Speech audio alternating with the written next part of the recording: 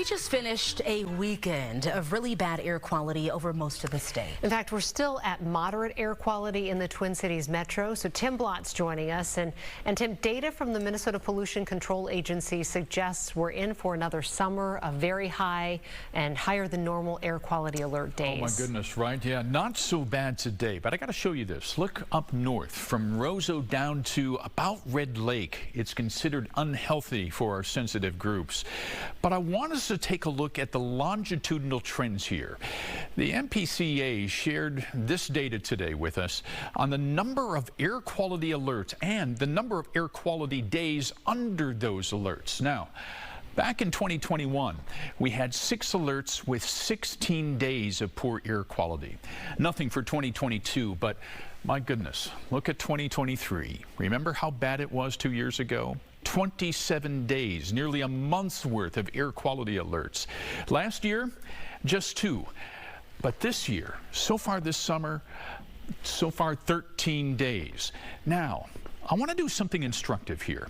I want to lay over the top of these numbers the actual numbers of acres burned in Canada from the wildfires that have been caused by their severe drought up there. And you can start to see the correlation here.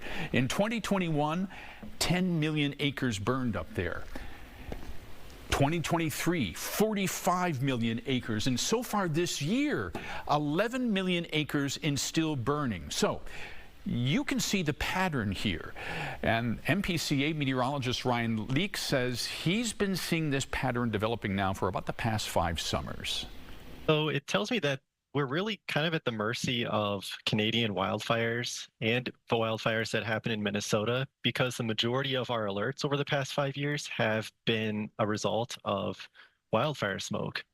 About a fourth of our alerts have been from ground level ozone, and then a couple from winter stagnation, but the majority have been from wildfire smoke.